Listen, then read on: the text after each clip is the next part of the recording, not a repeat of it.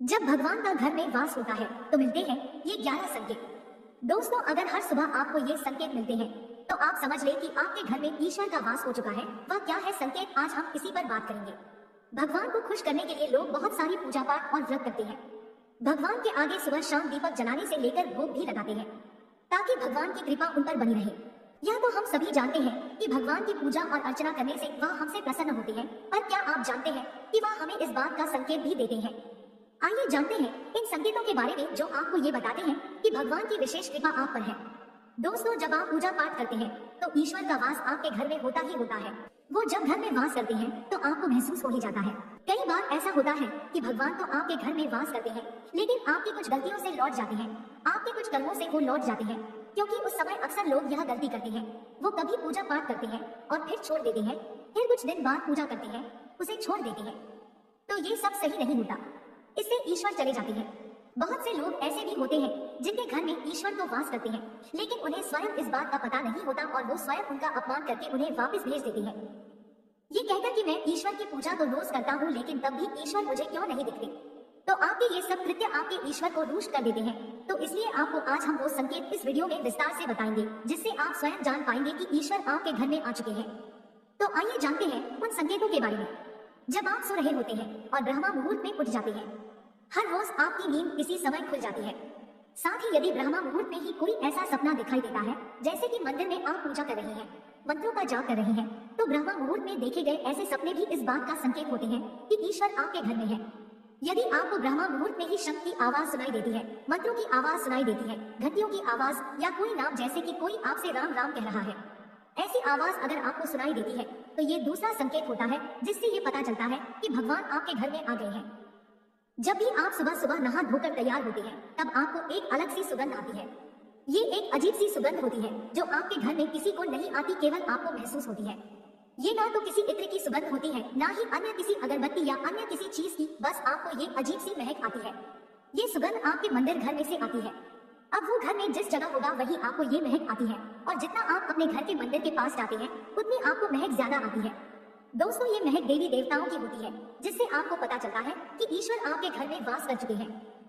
अब जो नकारात्मक ऊर्जा होती है, जब इनका घर में आगमन होता है तो आपको घर के भीतर दुर्गंध आने लगती है। लेकिन जब ईश्वर का वास होता है, सकारात्मक ऊर्जा का प्रवेश होता है, तो आपको सुगंध आने लगती है। ये महक बहुत ही अच्छी होती है, प्यारी सी होती है, मीठी सी होती है, जो आपका मन पूरी तरह मोह लेती है।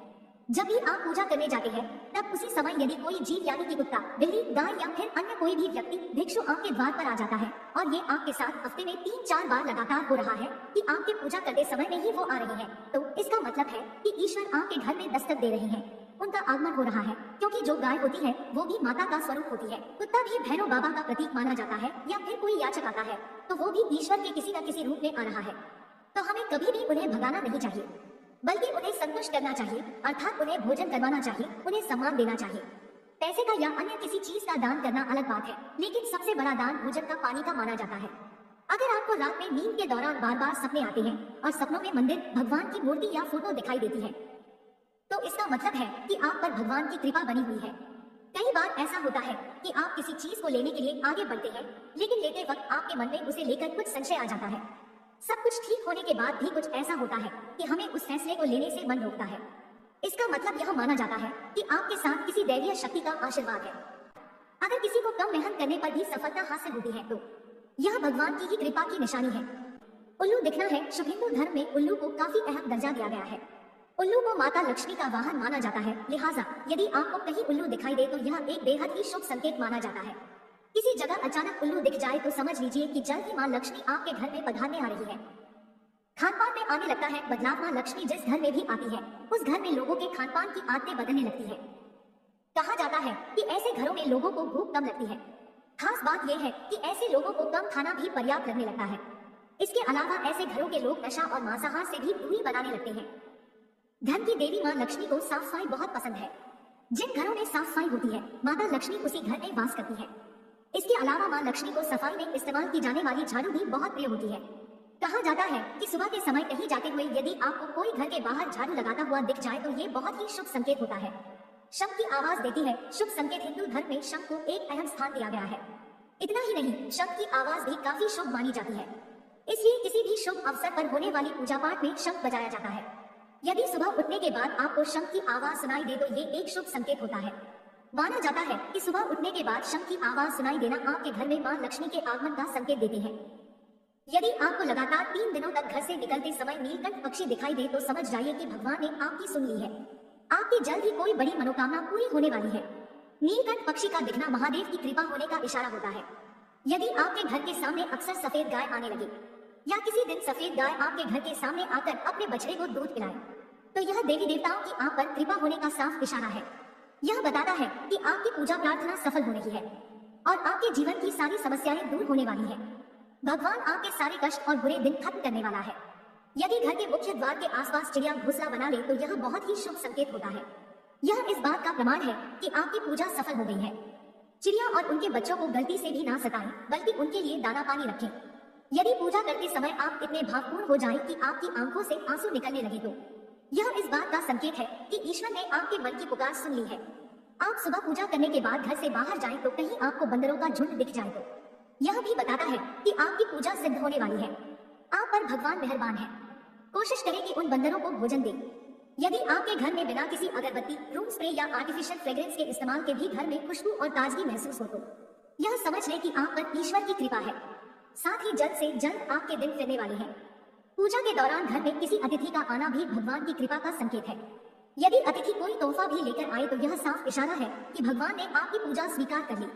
यदि पूजा के समय जलाए हुए दीपक की लौ अचानक से तेजी से जलने लगे तो समझ जाइए कि आपकी पूजा सिद्ध होने वाली है और ईश्वर की कृपा से आपके दुख भरे दिन जल्द ही दूर होने वाले हैं।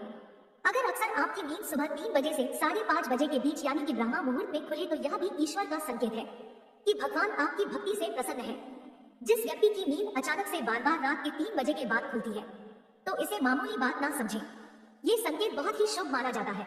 ऐसा माना जाता है कि रात के 3 बजे के बाद देवी देवताओं की शक्तियां जागृत हो जाती है जो कि आपसे बहुत कुछ कहना चाहती है।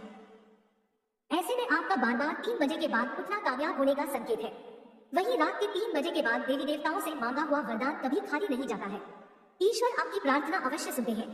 अगर आपको आपके सपनों में ऊंचे ऊंचे पर्वत दिखाई देते हैं और वहां से बहता हुआ झरना आपको दिखाई देता है और इस जल को आप पी लेते हैं तो निश्चित तौर पर आपको कामयाबी अवश्य प्राप्त होती है।